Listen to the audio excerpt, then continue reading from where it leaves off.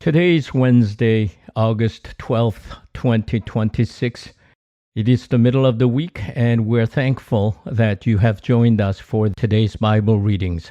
Today we're reading from Psalm 28, Genesis chapter 40, first 23 verses, and Matthew chapter 8, verses 23 through 27.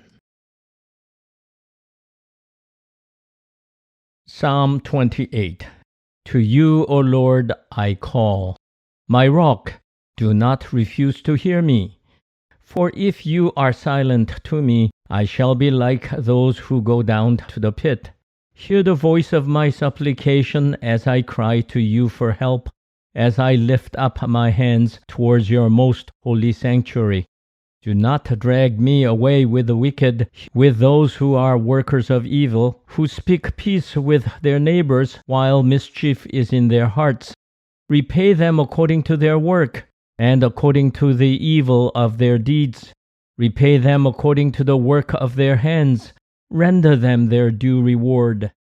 Because they do not regard the works of the Lord, or the work of his hands, he will break them down and build them up no more. Blessed be the Lord, for he has heard the sound of my pleadings. The Lord is my strength and my shield. In him my heart trusts. So I am helped, and my heart exults, and with my song I give thanks to him. The Lord is the strength of his people. He is the saving refuge of his anointed. O save your people, and bless your heritage. Be their shepherd, and carry them forever. Genesis chapter 40, first 23 verses. Some time after this, the cupbearer of the king of Egypt and his baker offended their lord the king of Egypt. Pharaoh was angry with his two officers, the chief cupbearer and the chief baker, and he put them in custody in the house of the captain of the guard, in the prison where Joseph was confined. The captain of the guard charged Joseph with them, and he waited on them. And they continued for some time in custody. One night they both dreamed, the cupbearer and the baker of the king of Egypt, who were confined in the prison, each his own dream, and each dream with its own meaning. When Joseph came to them in the morning, he saw that they were troubled. So he asked Pharaoh's officers, who were with him in custody in his master's house, "Why are your faces downcast today?"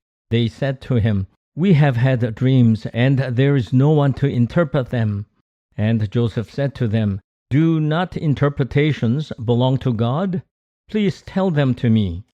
So the chief cupbearer told his dream to Joseph and said to him, "In my dream there was a vine before me, and on the vine there were 3 branches. As soon as it budded, its blossoms came out, and the clusters ripened into grapes. Pharaoh's cup was in my hand, and I took the grapes and pressed them into Pharaoh's cup, and placed the cup in Pharaoh's hand." Then Joseph said to him, "This is its interpretation. The 3 branches are 3 days. Within 3 days Pharaoh will lift up your head and restore you to your office, and you shall place Pharaoh's cup in his hand, just as you used to do when you were his cupbearer. But remember me when it is well with you. Please do me the kindness to make mention of me to Pharaoh, and so get me out of this place. For in fact, I was stolen out of the land of the Hebrews, and here also I have done nothing that they should have put me into the dungeon." When the chief baker saw that the interpretation was favorable, he said to Joseph, "I also had a dream. There were 3 cake baskets on my head, and in the uppermost basket there were all sorts of baked food for Pharaoh, but the birds were eating it out of the basket on my head." And Joseph answered, "This is my interpretation. The 3 baskets are 3 days. Within 3 days Pharaoh will lift up your head from you and hang you on a pole, and the birds will eat the flesh from you. On the 3rd day, which was Pharaoh's birthday, he made a feast for all his servants, and lifted up the head of the chief cupbearer and the head of the chief baker among his servants. He restored the chief cupbearer to his cupbearing, and he placed the cup in Pharaoh's hand. But the chief baker he hanged, just as Joseph had interpreted to them. Yet the chief cupbearer did not remember Joseph, but forgot him.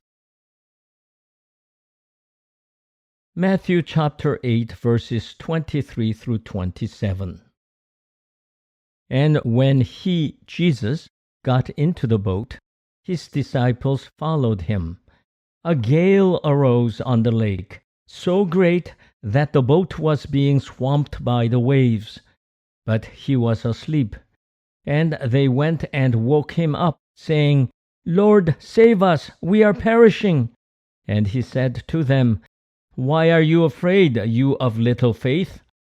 Then he got up and rebuked the winds and the sea, and there was a dead calm. They were amazed, saying, "What sort of man is this, that even the winds and the sea obey him?"